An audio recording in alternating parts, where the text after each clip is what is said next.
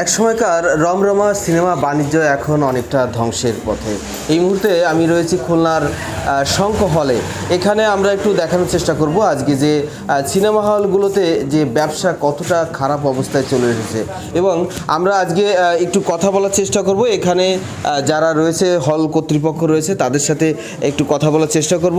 আমরা এর আগে যখন খুলনার এই সিনেমা যখন রমরমা অবস্থায় ছিল তখন 11টি হলে কিন্তু এই সিনেমা চলতো। এখন মাত্র 4টি সিনেমা হল রয়েছে, তার মধ্যে অন্যতম খুলনার যদি বলা হয় প্রধান যে সিনেমা হলটি সেটি শঙ্খ হল, আমরা যেখানে রয়েছি।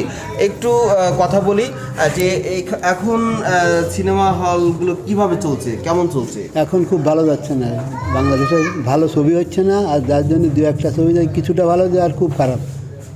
আজকের হলে কয়জন দর্শক? আজকে হলে 6 জন লোক হয়েছে, মাত্র 6 জন দর্শক। তো শুক্রবার একটু কম হয়, অন্যদিন কিছুটা এসছে ভালো হয় আর কি।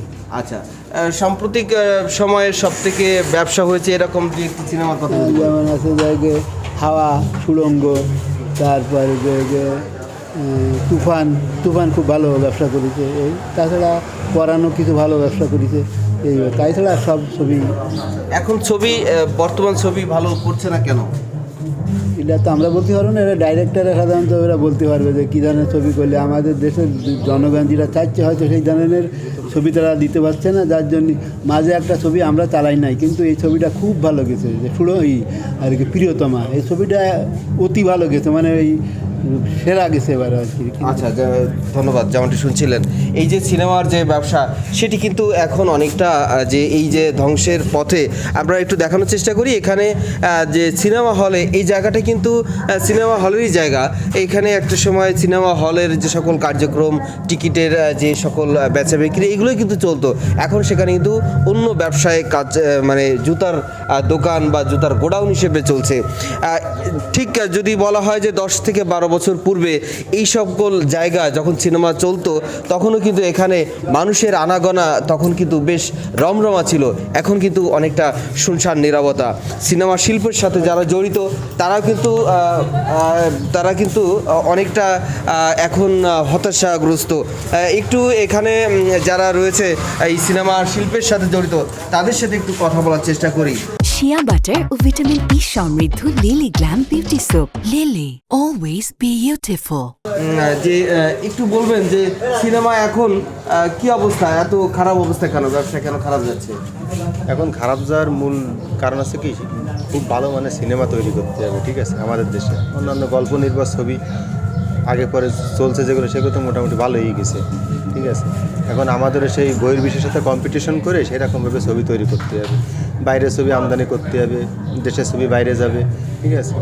এখন মনে করেন যে শাকিব খানের যে ছবিগুলো, যে দরদ, ভারত বাংলাদেশ যৌথ প্রযোজনের যে ছবিটা করা, ঠিক আছে, এই ছবিটাও তো মানে মোটামুটি মানসম্মত ছবি, ঠিক আছে। তারপর আমরা আশা করছিলাম যে আরও বেশি দর্শক হবে, কিন্তু দর্শক চাহিদা একটু কম। আচ্ছা, আপনি একটু বলবেন যে অনেক দিন তো মনে হয় এই সিনেমা শিল্পের সাথে আছেন, এখন এত খারাপ অবস্থা যাচ্ছে কেন একটু যদি বলেন। আগে তো ভালোই ছিল, 2 বছর আগে তো ভালোই ছিল, ভালোই জমজমাটি ছিল, কিন্তু হঠাৎ করে ছবিটা কীরকম নর্মাল যাচ্ছে। এর আগের ছবিটা ভালো গেছে, কিন্তু এই ছবির নায়ক স্ট্যান্ডার্ড, নায়িকারাও কিন্তু স্ট্যান্ডার্ড। কি মনে হয় আগামীতে কি এই সিনেমা শিল্প চলবে নাকি শেষ হয়ে যাবে? কি না, চলবে, ভালো চলবে, পরবর্তীতে ভালো চলবে, কিন্তু এই ছবিটাই আমাকে একটু ভালো খারাপ গেছে। আচ্ছা, সেক্ষেত্রে কি মনে করেন যে কোন বিষয়গুলো লক্ষ্য করা উচিত পরিচালকদের বা এই সিনেমার সাথে যারা জড়িত তাদের কোন বিষয়টি করলে ভালো? না, ওকে বিষয় তো সব দিক দিয়ে ভালোই আছে,